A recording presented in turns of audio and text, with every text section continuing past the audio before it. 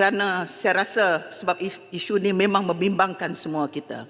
Puan Yang Dipertua, saya ingin menarik perhatian Dewan Yang Mulia ini terhadap isu hangat yang kerap dibangkitkan di Dewan Yang Mulia ini sejak persidangan Parlimen sebelum ini, iaitu buli jenayah seksual dan cabul yang semakin meruncing di negara kita, khususnya dalam kalangan pelajar dan remaja.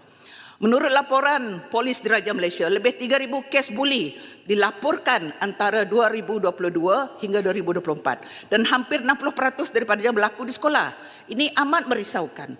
Lebih memeranjatkan dan memilukan 400 Puan Yang Dipertua kes cabul dan rogol melibatkan remaja di bawah umur direkodkan pada tahun lalu sahaja. Saya juga baru terbaca sebentar tadi berita di mana seorang pelajar perempuan tingkatan 4 ditikam maut oleh pelajar lelaki tingkatan 2 di sebuah sekolah menengah di Bandar Utama Petaling Jaya pagi tadi jam 9.30. Ini betul-betul menyedihkan dan amat merisaukan.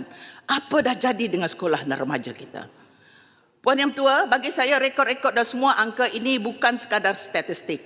Ini adalah wajah anak-anak kita, generasi masa depan. Mereka sepatutnya membina impian, tetapi kini hidup dalam trauma, ketakutan dan keresahan. Persoalannya, di mana silapnya sistem kita? Apakah moral, akhlak dan adab anak bangsa kita kini tergadai? Dulu disiplin menjadi tunjang pembentuk manusia. Time saya bersekolah dulu Puan Yang Dipertua, tahun 70-an. Kesalahan kecil seperti tidak memakai stoking, gagal menyiapkan kerja rumah atau buku koyak sedikit sudah diberi pengajaran. Bukan kerana guru zalim, tetapi kerana mendidik tanggungjawab, hormat dan nilai diri.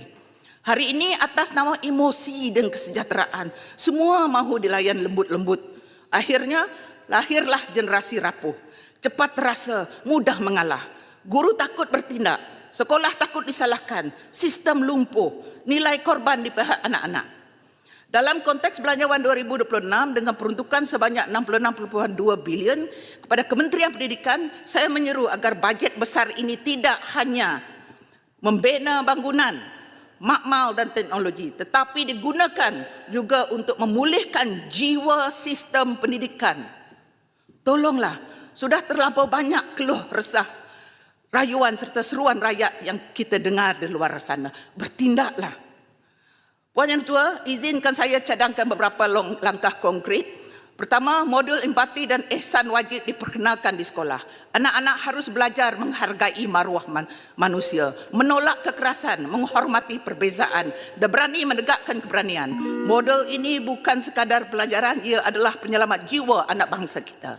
Kedua, tingkatkan bilangan guru kaunseling dan pegawai psikologi. Seorang kaunselor yang menguruskan 400 hingga 500 pelajar adalah tidak mampan. It's not effective. Saya mencadangkan satu kaunselor untuk setiap 200 pelajar termasuk di sekolah pedalaman.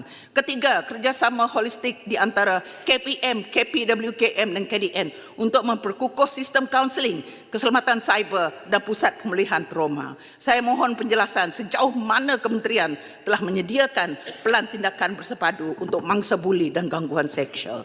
Keempat, pemantauan dan laporan berasaskan data. Setiap kes buli dan gangguan seksual harus direkod dan dianalisis